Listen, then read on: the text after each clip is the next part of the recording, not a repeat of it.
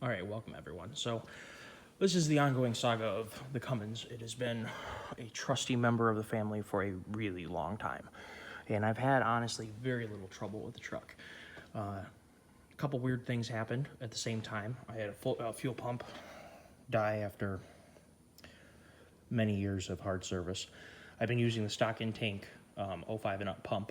This in 03, it was converted prior to my ownership to a 2005 and up pump, and it finally failed.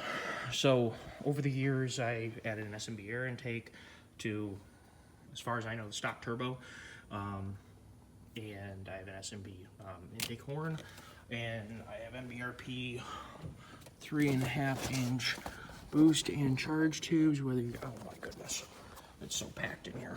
I mean, you can sort of see right there. Here's the intercooler, and the tube is right there. You're just gonna take my word for it. Perhaps this one might be easier to see. You're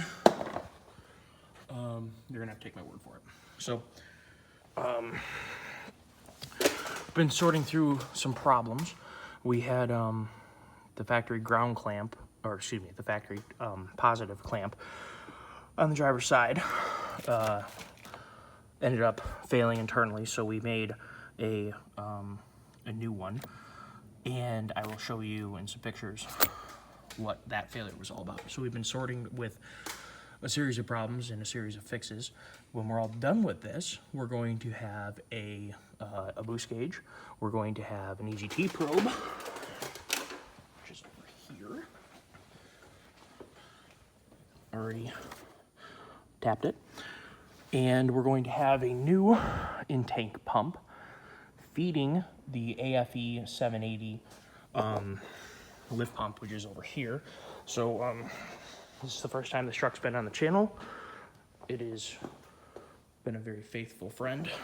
It has Thurin 3-inch coils with overland springs. I have, if I remember correctly, they're BD diesel leading arms that have been on the truck for a really long time. I have the Thurin sway bar links. On the rear, and this truck is a 230,000 mile truck, so it's not like this is a new truck. It's been well used. I have Thurin, if I remember correctly, they're 2-inch rear shackles. I love them. This truck rides amazing. This is the 3500. And overland shocks in the rear.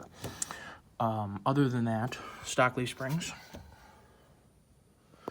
Only change is the shackle. Don't have track bars on it yet. It does have a little bit of axle wrap. And if I do anything more severe than what I usually do, I will probably end up having some kind of ladder bars or something going on. So I've had this for a while now. It's a 7-inch SoFlo cat stack. If I remember correctly, it's SoFlo diesel. It's been a long time. I guess I'm gonna have to look into that. If I'm wrong, feel free to correct me. But they look pretty sweet up there, and it just, with 5-inch pipes, they just took up a lot of space, and it's a lot more rigid having stacks, as you might imagine. Just the pipes right there, and it turns right up to go into the stack, instead of having another 5 foot of tube back here. I was breaking exhaust mounts on a daily basis, and I got sick and tired of it. And this is a lot more rigid, and I like it. So, yes, you do lose some bed space, a lot of it. I mean, this is a small bed to start with. This is not my primary hauling truck anymore. It's really more of a toy. So that is what's going on here. So I'll move over and we'll talk about the pump. All right, guys. So I'm gonna put together a series of thoughts of what happened with the truck, because we went through a whole series of what was causing what, and I'll include the positive clamp situation in that video.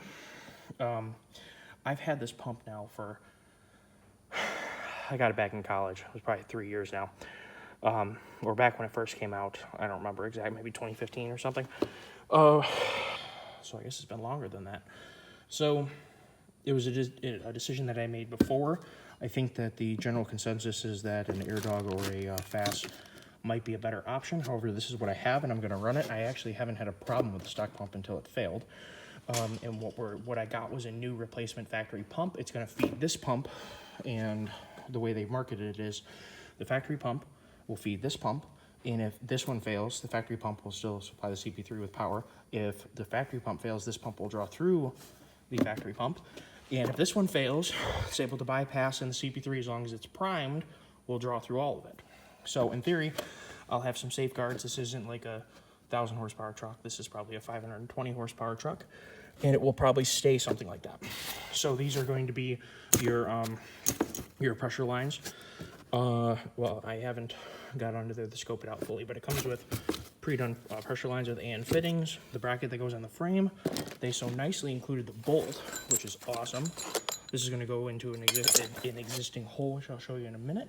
This pump uses these 4 bolt pads, 4 bolt locations on a pad to bolt right there. And I think it's going to go something like this on the frame, and this thing is upside down, but it'll sit like this.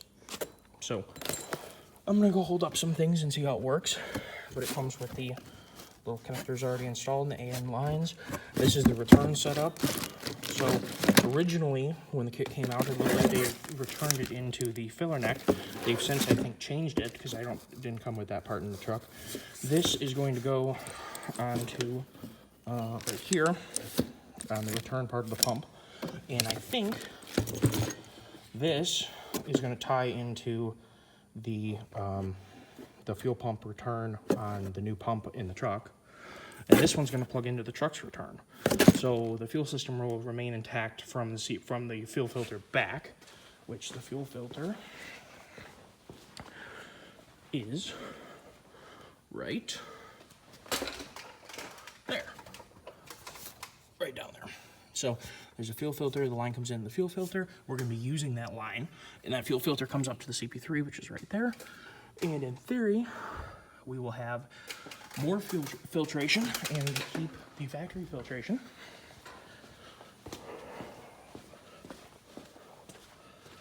And the factory part, or the new harness is right here.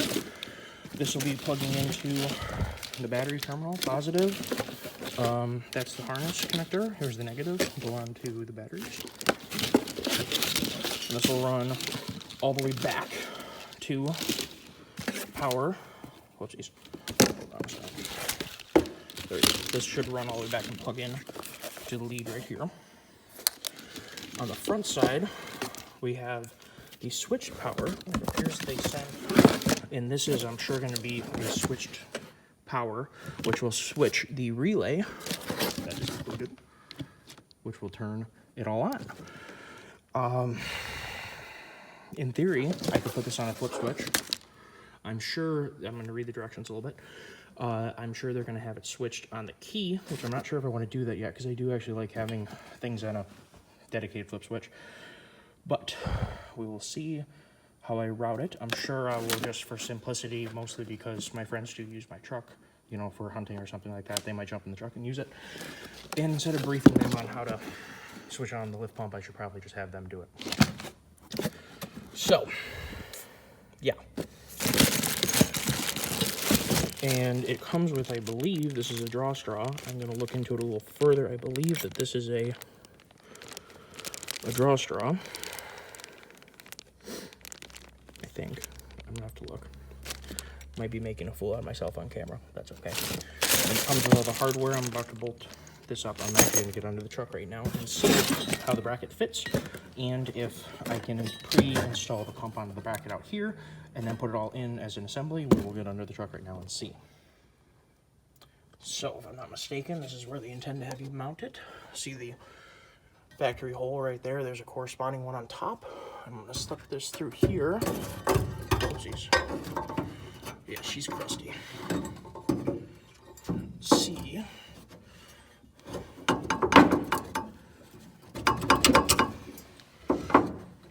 Oh, come on.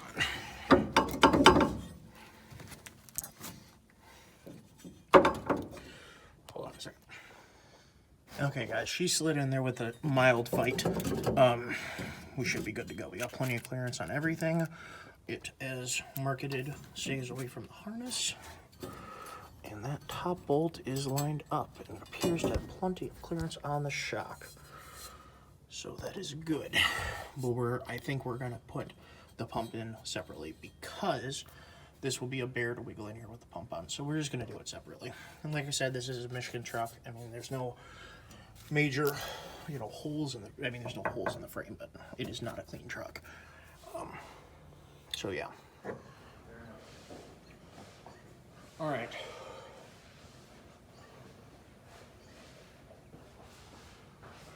If I